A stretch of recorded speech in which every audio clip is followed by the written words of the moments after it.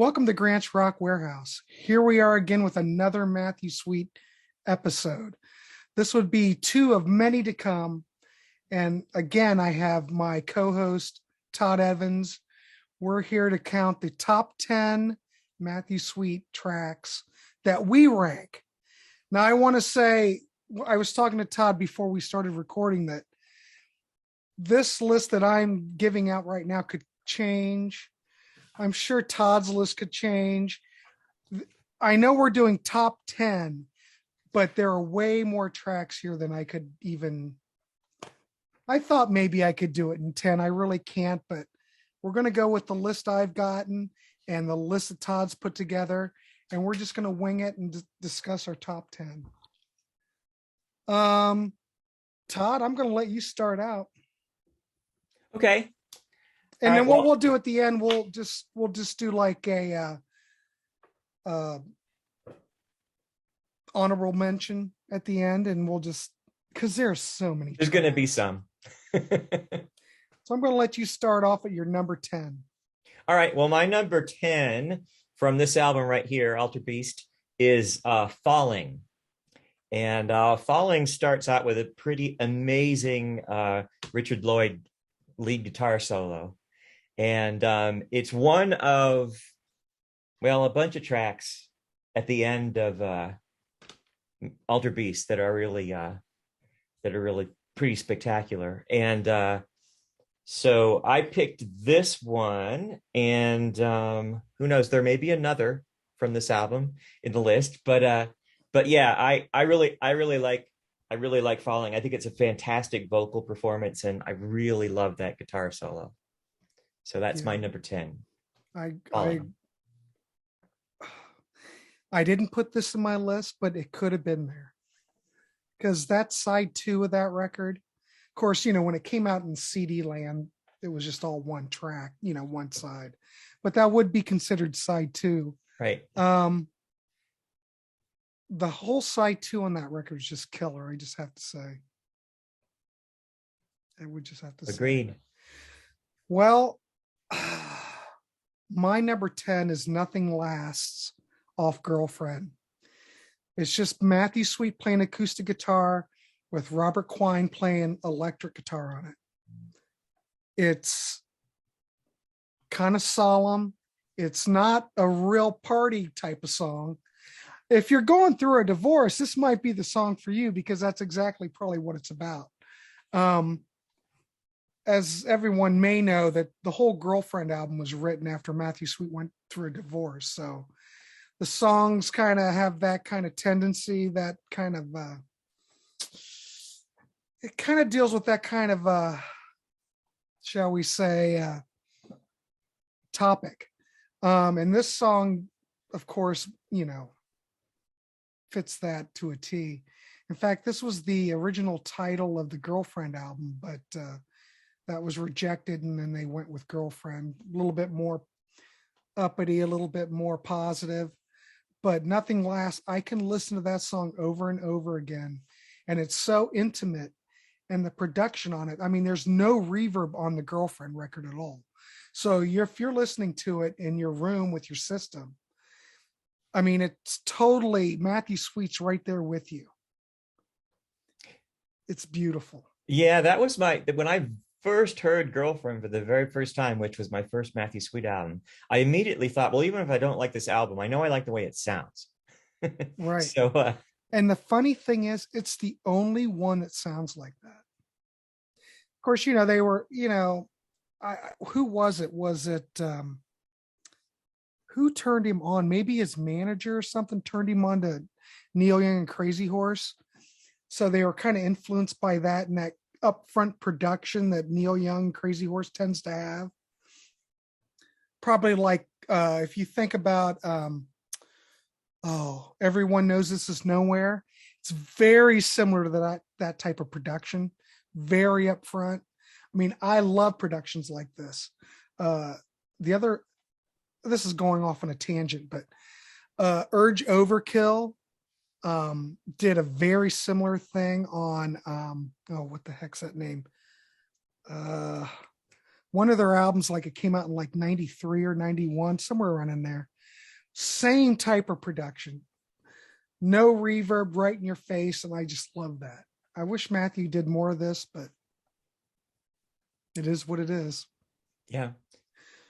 What's your number 9, Todd? My number 9 is The Ocean in Between. Oh. And one of the things that I love about this song, well, first off, it's part of a 3-song 1, 2, 3 powerhouse start to the album Kimi ga Suki. And it is really one of the things I like about it is that it has so much energy, and it's just driving, and he's I'm pretty sure that's the top of his range. And so the vocal delivery is so energetic, and it's almost desperate sounding, and that's what I really like about it.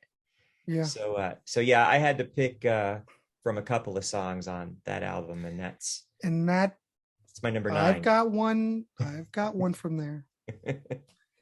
Like I said, this is very hard for me to do. Well, my number 9 is Silent City. Now, if anybody knows this track, it never was on an album. It was on the soundtrack for Buffy the Vampire Slayer in 92, but it also was on the Matthew Sweet Vertigo 12-inch from 89, which was basically his demo of the song. But did it show up on a CD single? Because I have it, and I'm trying to place where I got it, but I can't remember. I'll have to look that up. I don't think it did. Okay. But the version that I like is because it's on the Buffy the Vampire soundtrack, because it's a whole studio production. This had to be from Altered Beast, because we've got the lineup on this is Ian McLaughlin he was on who used to be in the Small Faces. He's playing piano on here, and he played on Altered Beast. When Altered Beast came out, I think Matthew Sweet was on a roll. He had so much material.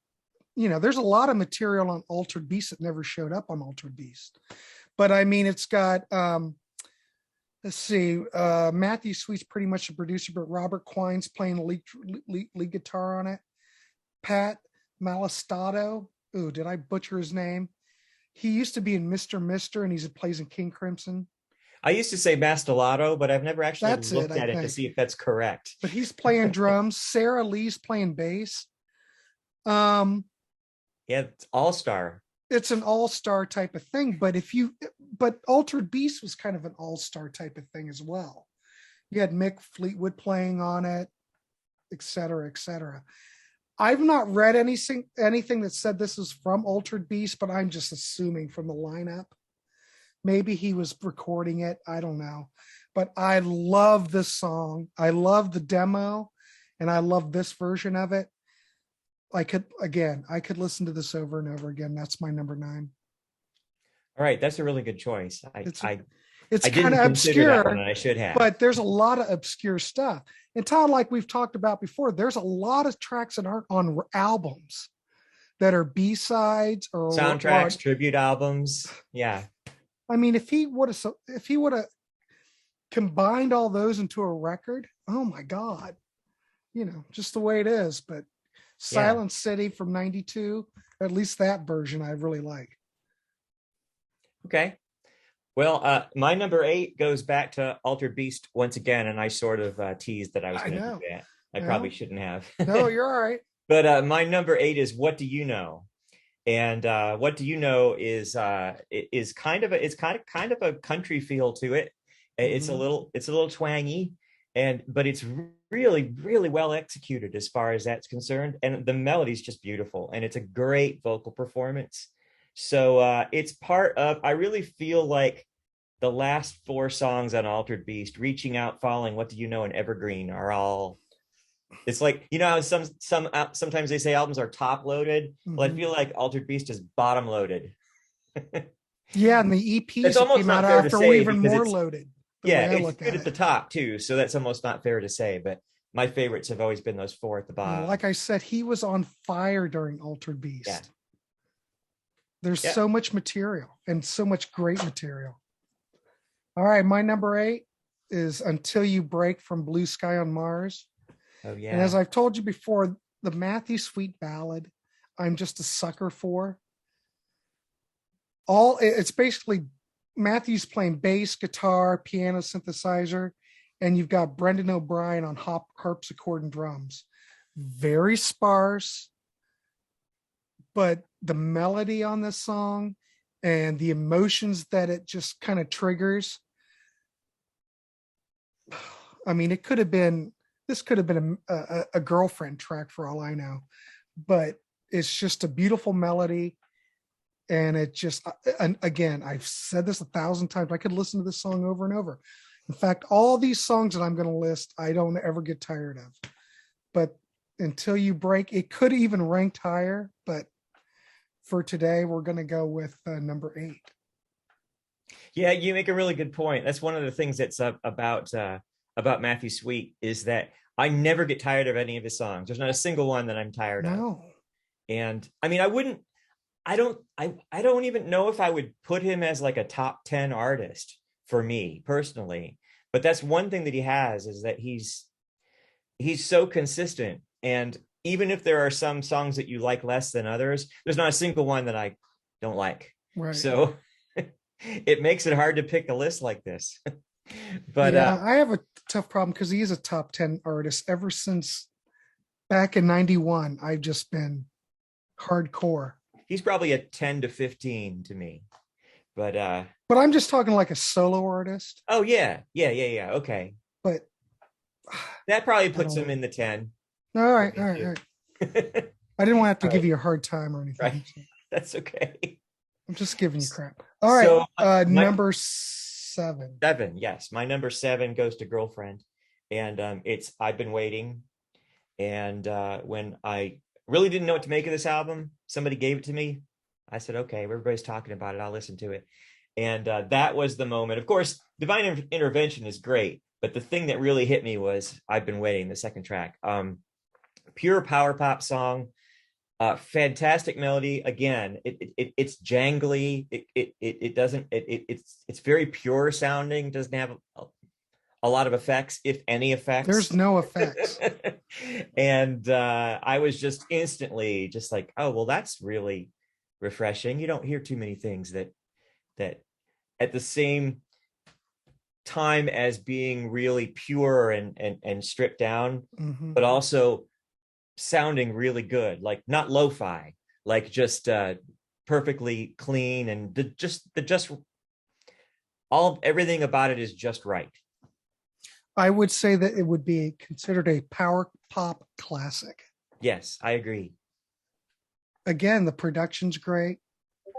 There's nothing on it that I'm trying to look where I put it. Oh, well, my goodness. Wait till we get further on my list. It's just perfection. Agreed. That's how I'm going to go. Well, my number 7 is an outtake from Altered Beast. Altered Beast is really making a lot of appearances here. And this came on the Time Capsule EP from 93, and it's The Speed of Light. Mm-hmm. Oh my God. How this didn't get on Altered Beast, I have no idea. Probably because there are 15 tracks on Altered Beast. There needed to be a bonus CD that came with the album. Well, that's where all these EPs were. Yeah. If I'm right, there was Devil with the Green Eyes, Time Capsule, Ugly Truth. Is that it? Let me see. I don't know, but the Devil with the Green Eyes came out in Germany. And it had, I've got that. And if you look at it now, that goes for a good price up on Discogs. I don't think that was released domestically, but I know 3 EPs, and if you want to consider them CD singles at the time, that's what these probably were. But it's just such great stuff. But this had Matthew Sweet's playing bass, electric guitar, doing all the vocals, acoustic guitar. You got Fred Mayers playing drums. Greg Leese is playing the national dobro, which, oh my God, he is such a good player. And Robert Quine, lead guitar. It's basically the girlfriend lineup on Altered Beast. And like I've said, like in the past video, it's just anytime you get like the girlfriend lineup, it just seems like it's all magic to me. Do you have any idea whether or not that was an outtake from Girlfriend, perhaps? No, Or that's Altered Beast, okay. as far as I know. It sounds like Altered Beast. It's got that kind of that production quality to it. Yeah. A little muddier than Girlfriend. Yeah. But I don't say that in a bad No, way. it's fine. I remember when it Got came its own out character. and I listened to Altered Beast, I went, whoa, whew, this is a little for a Richard Dashun production, you think of Richard Dashun, you think like Fleetwood Mac, Rumors, Tusk, and you know how clean those records are. Yeah, I consider I think of something that sounds really clean and really crisp. Right. And like you can. But I think they overdubbed so much on Altered Beast and kept adding to it and adding to it. It just muddied everything up because Just ended you up think sounding about dense. Girlfriend sounds a lot more like Tusk and maybe Rumors because those are very clean. And this, I know I'm not complaining about it, but when it first came out, I was thinking, whoa, what is going on? Because this is like, I had to adjust to it, but the songs were so good. the songs were so good that it totally outweighs any issues you have with the production. And I was such a huge Lindsey Buckingham fan that as long as it had Richard Dashett's name on it, even if I didn't like it at first, I was going to keep trying. There was no not liking it. I was just going to try and try and try until it happened. The other it thing didn't take that long. I have not heard the remastered Super Audio CD that came out on Intervention Records. I haven't either. I've got the Girlfriend one. And my thoughts on that, it was fine, but I actually prefer the mastering of the original CD better. I'm just saying. Yeah. Once this good old Zoo Entertainment domestic CD gets in your brain, it's locked in there, and that's the way it's supposed to sound. The way it sounds it's just perfect. I mean, it could be remastered. I'm sure they might readjust something, but I'm good with if you can go out in the wild and find the regular Zoo CD, that's really all you need, I think. All right, but anyway. So what was that? Was that my 7? That was 7. So you're 6. So this is my number 6. We're going back here. Kimi Gasugi. Oh, look at you. And we're going to Morning Song, which is the second song. And immediately appealing because it's so melodic. It's so simple. It's almost a nursery rhyme, but it's such a beautiful melody. And the harmonies in it, and it just sits perfectly between Back to You and the Ocean in Between. And if I had to pick a favorite, and that's the point of this, is picking favorites, yeah. I have to say from this album, that's it. Morning Song. Wow. All right, I can't argue with that at all. I mean, and you know what? That's such a great, Todd, it's such a great record anyway. Yeah, the whole thing is great. The whole thing is great. I cut something from this and it hurt me. But well, I've got one from this, but it's not that. My number 6 is Evergreen from Altered Beast. It seems like all I'm choosing is everything from Altered Beast. But was that your number 1 album on the albums list? I don't think it was. Yeah. No. I love Altered Beast though. So but I could have chosen everything from Girlfriend. So I'm trying to give some love to everything. Though I'm really not. I'm only picking like from 4 or 5 records. Feel bad, but whatever. It is what it is. So Evergreen, again, basically what you said, I can't build upon that any more than what you said. Another track from Altered Beast has got pedal steel guitar from Greg Leese, who is absolutely brilliant. He used to be in a band called the Funky Kings back in the 70s with Jules Shear. Oh, okay. A little music trivia for you. But then I think everything else, he's just been basically a studio musician. I could be wrong, but he might have. I think he's played with some Lyle Lovett stuff, maybe. That would be a good fit. Yeah, I I think don't of him know. as a Matthew Sweet guy. So Yeah, but he's been around for a while, but absolutely brilliant on pedal steel guitar. Oh my God. But Evergreen, yes, another Altered Beast track. That would be my number 6. okay, well we're up to 5, halfway. I'm getting there. Okay, my halfway is Not When I Need It. Track 2 from 100% Fun. This is going to be, I mean, anybody that knows anything about what I like, this is going to be a song that if anybody heard it and knew the thing and knew what I'm into, they'd be like, okay, that's a song Todd's going to pick. Mm-hmm. Super melodic, really, really good, really well sung. And the harmony part at the end, the acapella harmony part at the end is just so gorgeous. And it's so, I mean, it's got the production on it. It echoes in just the right way. And it's just such a nice touch. And it leads into We're the Same, which is great. I love that transition between the two songs. But it's always been, I actually thought Not When I Need It was going to be higher. And then I started thinking about some other songs and it went down a little bit.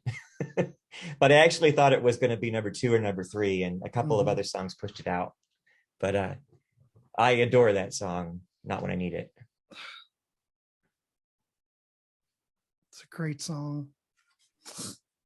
Well, my number 5, I'm finally getting to the Kimi, the Japanese import record that finally was released domestically, like not too long after it was released. And it's got Matthew Sweet playing bass, Rick Menick on drums, Greg Leese playing guitar with Matthew Sweet and Richard Lloyd. And it's the song Wait. That is my favorite song on that whole record. Just power pop goodness. But I could have picked others from that record too, but Wait for me seems to always stick in my head as just classic Matthew Sweet. That one really could have been on my list too. I'm not sure why it didn't end up there. I think it's just because I had already picked some from that album. It could be, yeah, I love that track. It could be number 15, number 16. Yeah, and I've got another one from that album that narrowly missed my honorable mentions, and I don't feel good about that. But well, I've got a lot of honorable mentions that I feel terrible about. So join the club.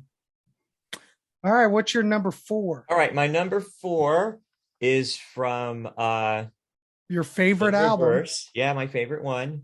And it is Worse to Live. And when I first heard this song, Worse to Live, if anybody hasn't heard it, is really big on the Phil Spector-ish kind of production, the big, big, big sound. And it is really, I mean, if you're one of those people who doesn't like ballads, it's not going to appeal to you because it's really, really intense. And with it's got a little section in the middle of it with a little brass quintet, and very, very produced. Some might call it overproduced. I wouldn't, because Phil Spector was overproduced. That appeals to me. So yeah, really beautiful horn arrangement, and just really, really thick, wet sounding song. Just the drum sound is very well. It's very Phil Spector-ish. Yeah. So that's my number 4, and again, a song that I thought was going to be higher. I thought that it might end up as number 1, but you'll find out what. If it had better mastering, I could see that it could be. They do a pretty good job of trying to get that sound, but I mean, Intervention album, it could have been better. Well, Intervention Records has, they've remastered 100% Fun. They've done Girlfriend, Altered Beast, and what was the one where they it was after Altered Beast and people were bitching about the mix on it or the sound, and they've remixed some tracks. Uh, oh crap! Not not Blue Sky on Mars. No, it was an EP. Oh, okay. Super Had Devil Deformed. with the Green Eyes Oh, on it. oh, yeah. Wait, hang on. Son of Altered Beast. Son of Altered Yeah. Beast. So they put that out as well. Okay. So I haven't read anything about it, but if they would remaster and get some low end on, you know, that record, I'd be all down for it. In Well, reverse, it just seems so thin. I don't know why. like we talked about, I only have complaints about a couple of the songs, Mhm. but I know I picked it as my favorite, but this is based on one track, which we'll talk about soon. Well, that's But fine. It's good. but I feel like that's also a minus for me because I don't like albums that don't have their own consistent sound. You know, I'm not saying that Matthew Sweet is like this, but I think about albums that come out now, they have like 18 producers and Well, I mean, somebody in different does every song. So I don't like that. And this sort of makes me feel that way a little bit, even though that's not the case. not everything on there is the Phil Spector No, it's not. thing. And the ones that are Phil Spector really stand out. Yeah, and there's one, I think we talked about it on when we did the album list, but there's one called Beware My Love that is just I don't know what they were going for, but it's the thinnest, weakest drum sound I've ever heard. See, I just don't know. I don't know what they were doing. I'm sure he had a point. I mean, it sounds like whatever it was, he did it on purpose. I just don't know what it is he's trying to recreate there. So it's still a 4-star album in my book. I just would love Intervention to take another crack at it since they've been already doing his catalog to some degree. And I don't know if they're going to redo it, but I'm telling you, Intervention Records, please do In Reverse because it desperately needs remastering. Maybe they could get Brendan O'Brien to do a remix. Yeah, did he produce that? He did not. Who produced that? Do you know? Jim Scott, Fred Mayer, Greg Leese, and Matthew Sweet. You had Fred Mayer back on the board. It should have been okay. Yeah. I think Matthew had some very specific things that he wanted to do with the sound of that album. Yeah. And I think they were probably under his direction to try to get it set to sound a certain way. That's my guess. Probably. It's based on pure speculation. All right. Well, all right. We're up to number 4. My number 4. God, I hate to go back to Altered Beast again, but we're going to go back to Altered Beast kinda, which is my number 4 is Born in Sin from the Ugly Truth EP back in 93. Jody Stevens from Big Stars playing drums, Robert Quine's on lead guitar, Greg Leese is on pedal steel, and Nicky Hopkins is playing piano. Oh, I don't think I knew that. What a lineup. But this song kind of goes hand in hand with Speed of Light. I mean, they're both slow, kind of a ballady type of song, but man, I just can't get enough of it. That's an interesting choice for being so high. I'm telling you, a lot of Matthew Sweet stuff, a lot of this material weren't on albums. I could choose more stuff if we were doing like a top 30. You know what I mean? Yeah. But this song constantly and Speed of Light. I mean, I put Speed of Light at number 7, but Born in Sin. Oh my God, I can't get enough of it. I've got these tracks on an electronic form, and I need to revisit some of them. It sounds well, the Intervention Super Audio CD has all these tracks on it as bonus tracks. It's got all the EPs on there.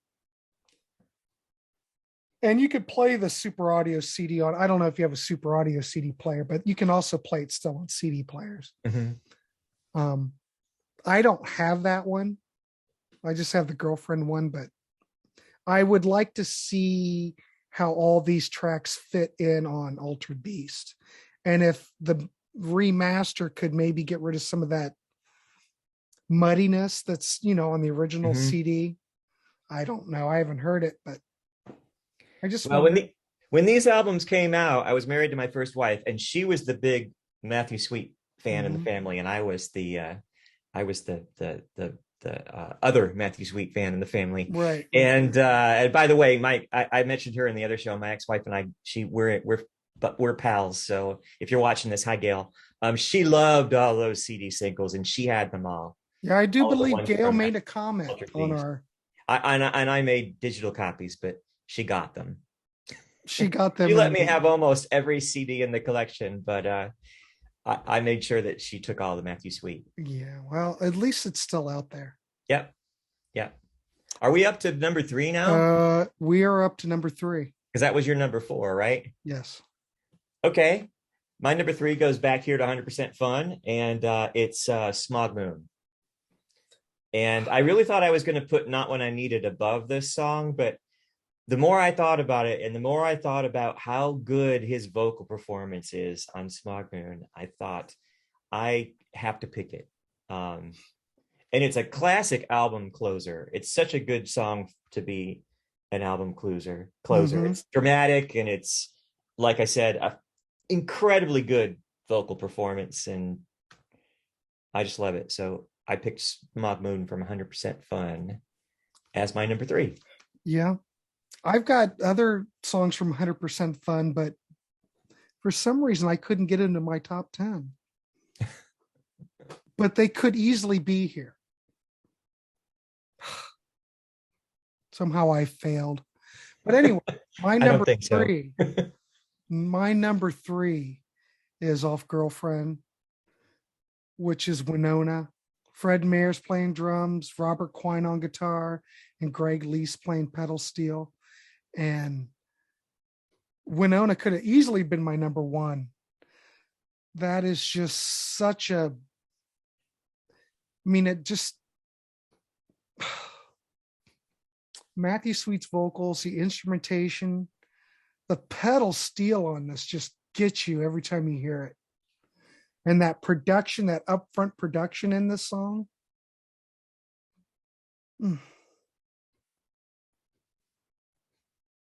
Excellent choice. I mean, I could have put everything on Girlfriend in this list.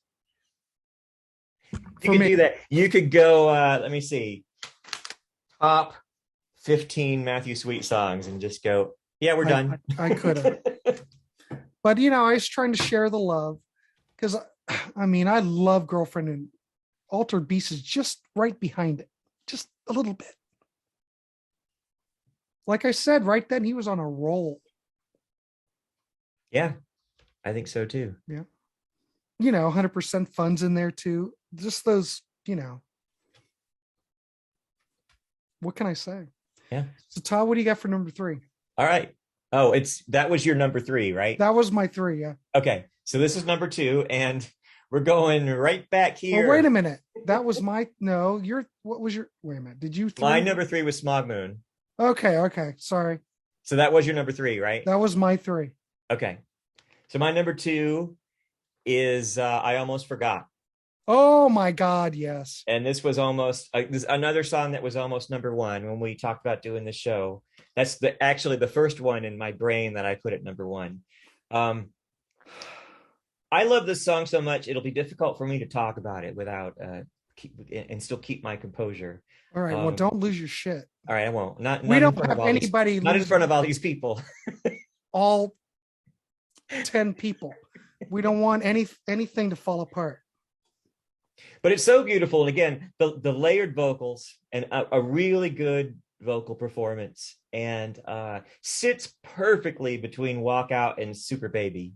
Just sits perfectly in between those two. Yep. I've said that a lot on these two shows, and I think that's one of his strengths is sequencing, and as a matter of fact, the show that we did about sequenced albums, I probably should have put Matthew Sweet in there because I think he's really good at that. He's really good at bouncing around between different kinds of songs that make great continuity. And I Almost Forgot is probably the most perfect as far as that's concerned. So that is my number 2. And that could have been in my list easily.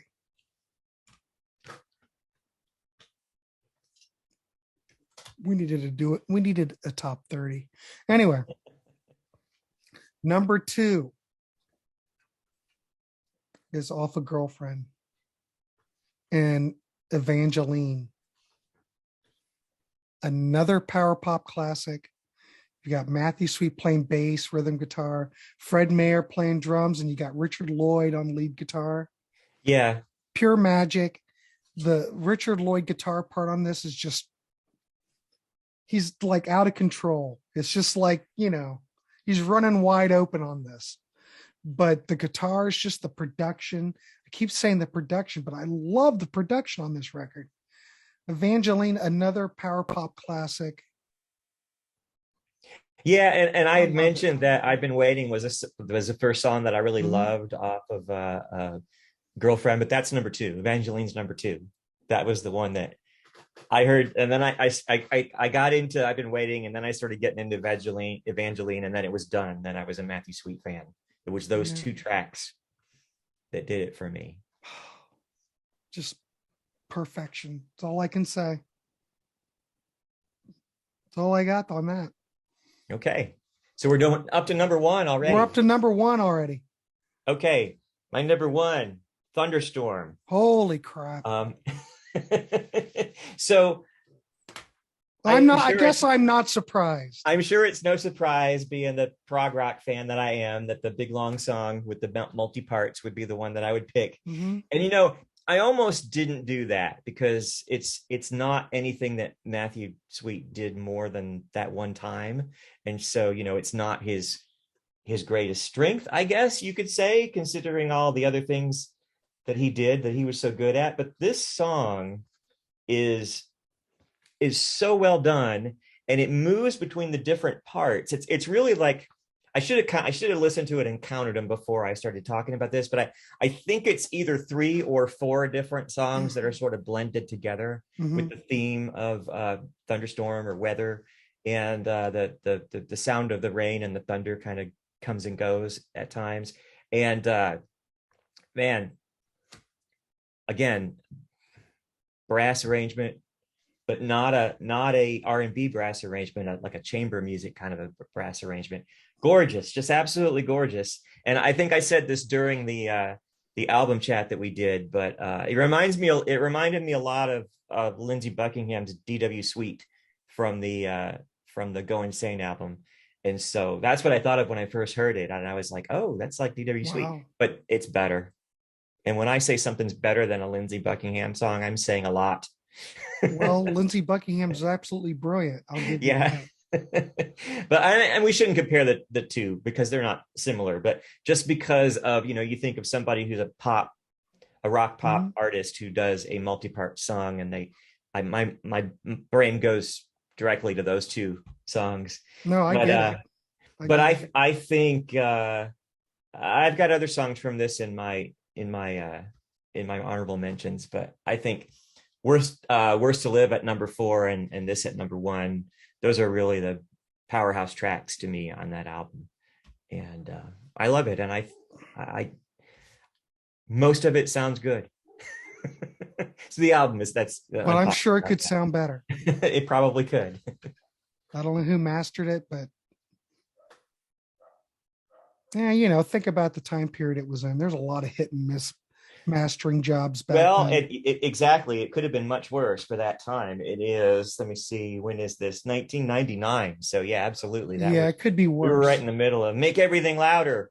We're starting to get that going. Actually, you're right. We're in the middle of that. Yeah.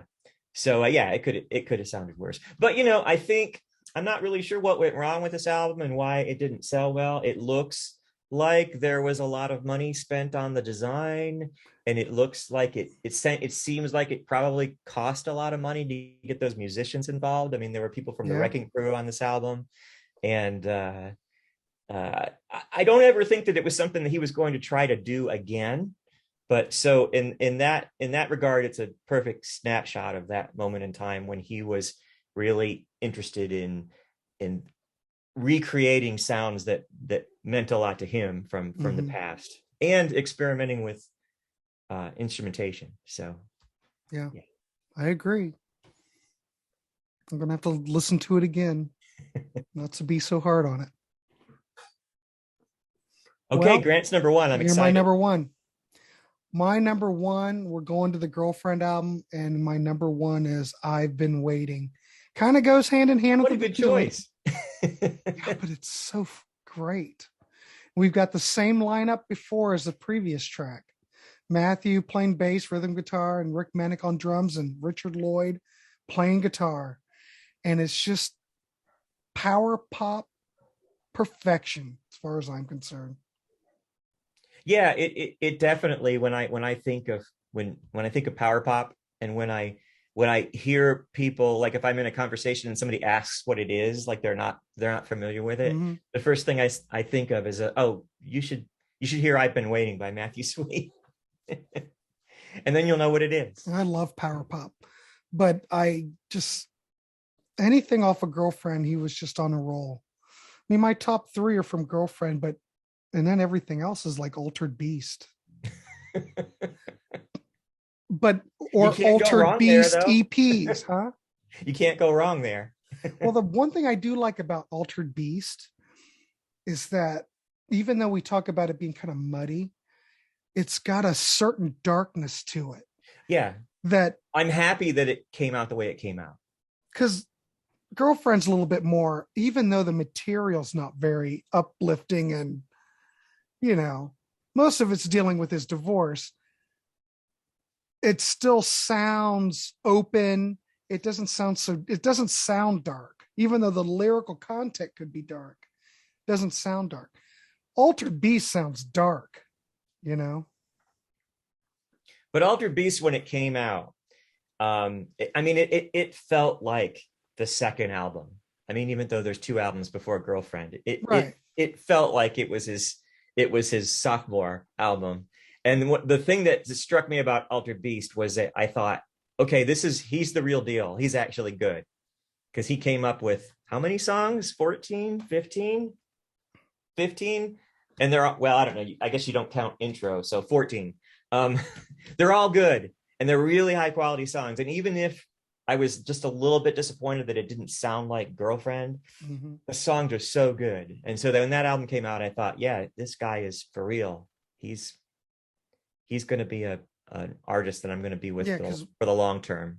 I mean, when I heard the Girlfriend stuff, I wasn't aware of anything that came before that. Yeah, same here. But I was looking for it because I was going, oh, if this is great, these other records must be absolutely great too. Which I like Earth a lot. Don't get me wrong, I like those records a lot.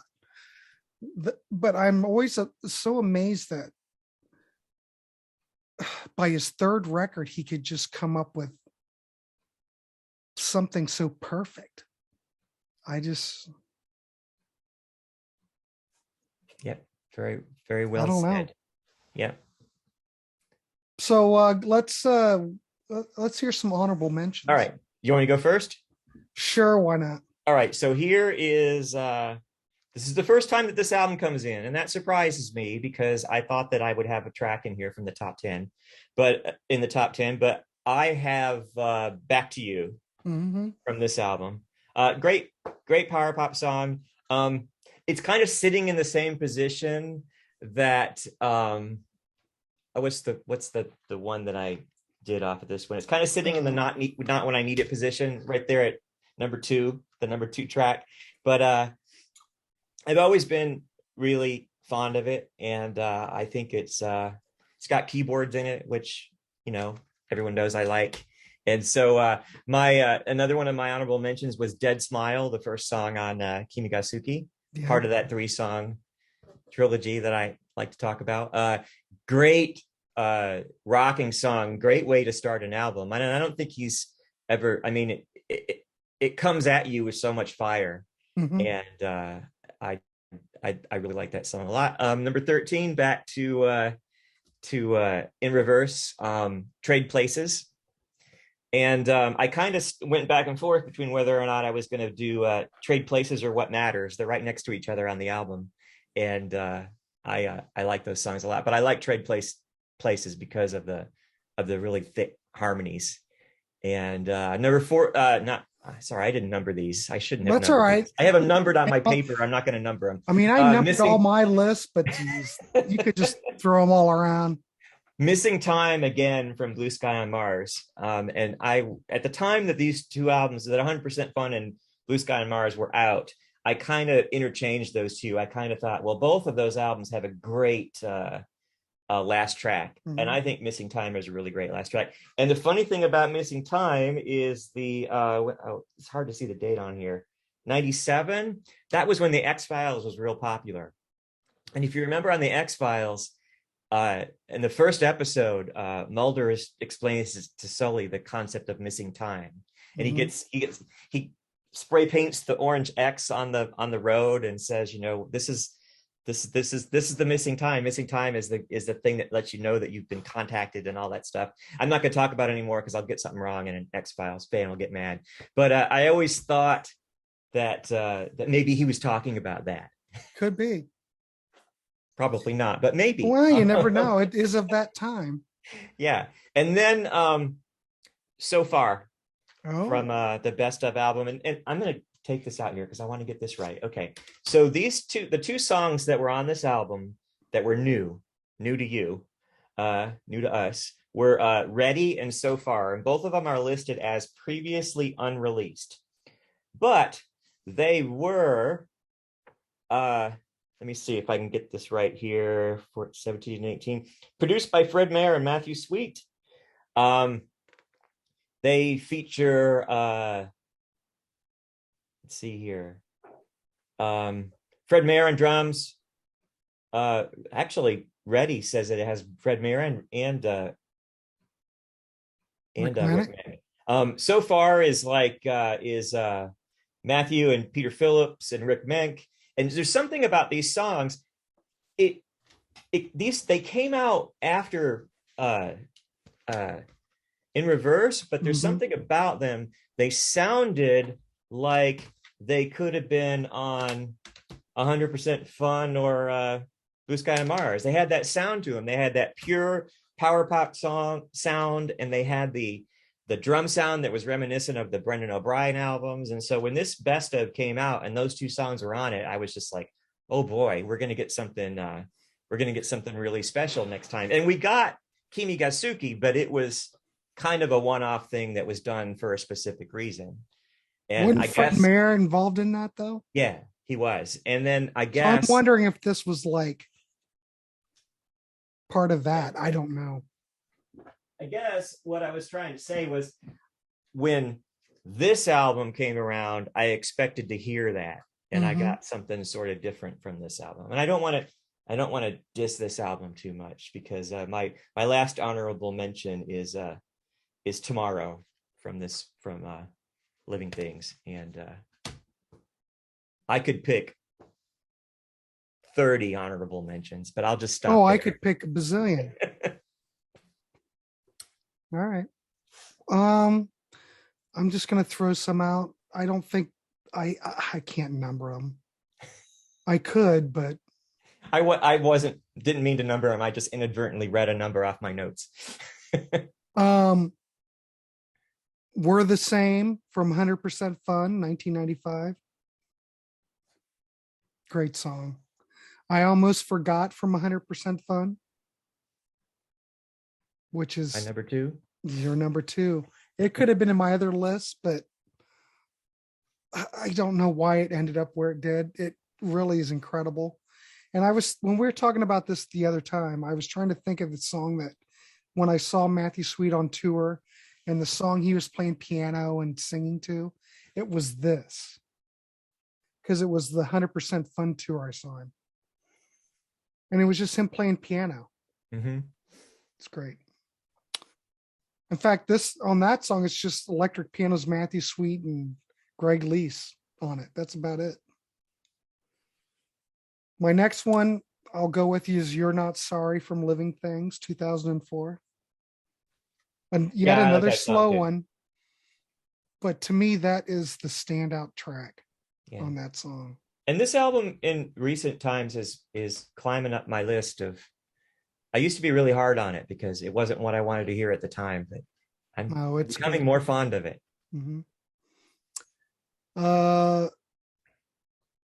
I'm gonna go next. Looking at the Sun from Girlfriend. Oh yeah. Hmm.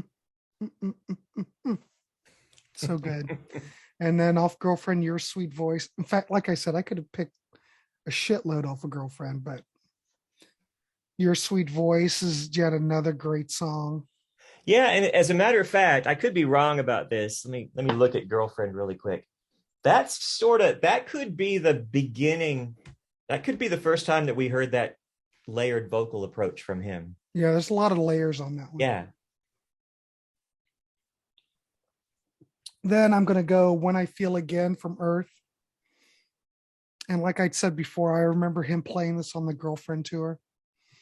And I just was like, God, this is a great song. But then I didn't know it because at that time Yeah. I couldn't find Earth anywhere on the planet. Nobody could. Nobody could find it except that girl in Cleveland. She had that cassette. She found it. Right. But on that, it's got Lee Kunkel's doing background, Richard Lloyd's playing guitar. Look at you'll see a trend with all these. Richard Lloyd's playing lead guitar, Rick Mayer's do the drum programming, and Matthew Sweet's doing rhythm guitar and lead guitar on it. We're almost a Girlfriend on this, Todd. Just Could have been about, on yeah. there. Just about. But I love that song. It doesn't get any love anymore, but I still love it. And then Life Without You from Altered Beast. More sappiness. I almost put that as an honorable mention too. I love it. And then Super Deformed. I love that because I remember him playing that. And that was never on anything. It was like on some of the EPs. And there's a live version that came out on. Yeah, there's a live version on Son of Altered Beast. Yeah. The one I'm familiar with is the demo of it. And I don't know if it really sounds like a demo to me.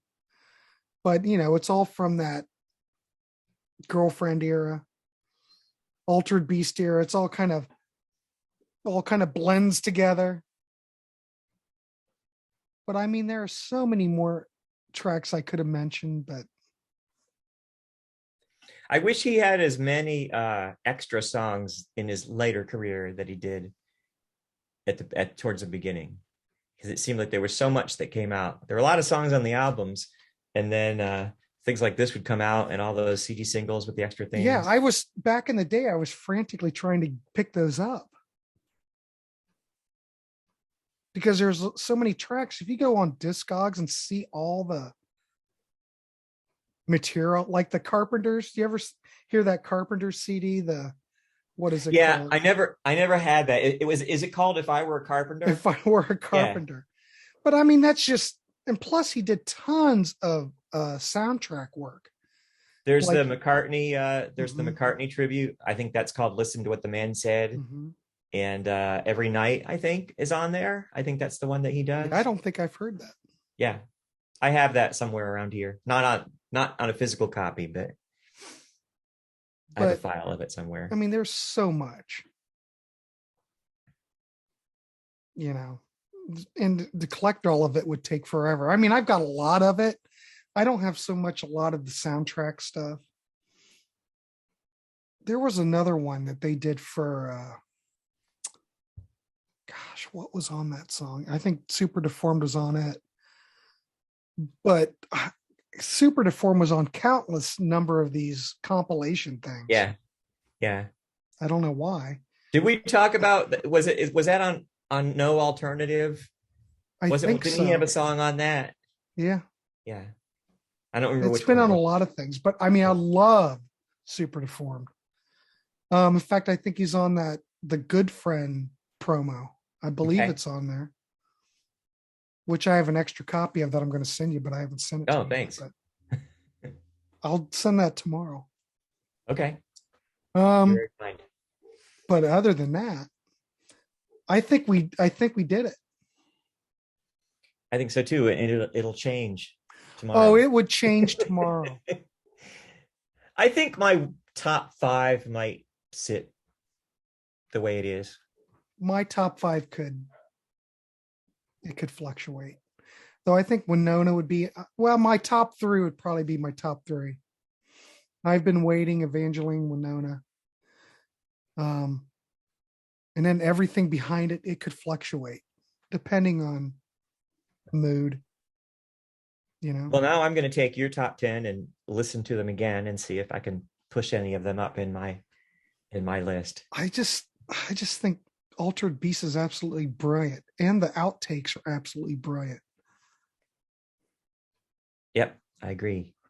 He was on a roll, you know. Mm-hmm. Well, anyway, kids, that was our top tens. I want to thank Todd Evans for joining me on this. In fact, we have more planned. Probably later in the month, we're going to do a versus type of show. So we're going to take Matthew Sweet Inside and we're going to compare it with Earth and kind of look at the tracks. And That'll be fun. I'll enjoy that. That'll be good. And we're just going to keep going through the catalog. I'll have to prep for that one because I've got to spend some more time with those two. Well, yeah, it's going to be interesting. I kind of lean towards Earth a little bit more, but as I really start diving in, your perceptions change. So that's where I'm at too, though. I'd probably say the same thing. But I don't know. It might not. I don't know. It's the thing with Inside. There's so many different producers. It's not as cohesive as Earth is, And like I said, Earth is one step closer to Girlfriend. You've got all the players in place on Earth. Yeah. We just gotta edge it I would over. love to talk to those people about what it was like to make Earth and what and if they like talked about where they were going to go next.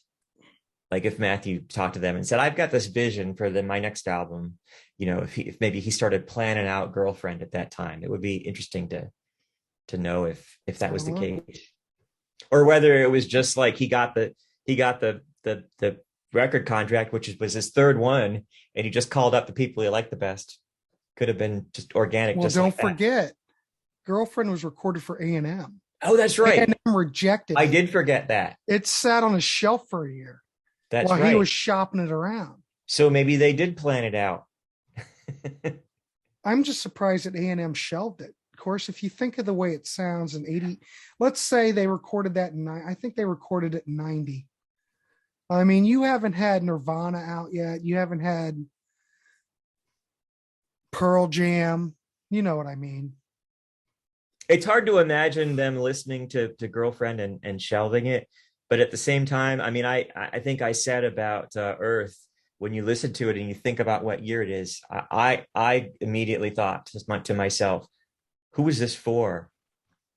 And I wondered if the label couldn't figure out who they were supposed to try to sell it to, and if they put pressure on him to make it sound like some vision that they had. I don't know. For marketing. If we could only get Matthew Sweet on here, we could ask him. Yeah, I know. Maybe if we do enough shows, we can get him on here. You never know until you ask. Yeah, I'm not sure who I'd ask. Right. How do you get to him? His manager lives in Atlanta. Isn't it Russell Carter Management or something? Mm-hmm. Of course, I don't think I'm going to be able to just drive down to Decatur and just knock on his door, but you could ride on that. If you're bored one day, just feel free to do that. You know what might work though is if he's about to release something else. It seems like he's always still releasing records. When he goes to do his next one, see if you can get in on one of the press days. Maybe. Where he sits in front of the computer and he talks to countless people that he. You and I could do that one. Because the label says he has to. Yeah. Let's start working on that. We'll work on that. All right, everybody. That was our top 10. I want to thank Todd again for, kids, and look forward to more episodes. Hopefully we can turn you on to more Matthew Sweet albums. What more can I say? Todd, thank you. Thank you. Have a good night. We will do this again. Matthew Sweet needs more love, so we're just going to keep trying to make that happen. We're going to do what we can. All right. Good night, everybody.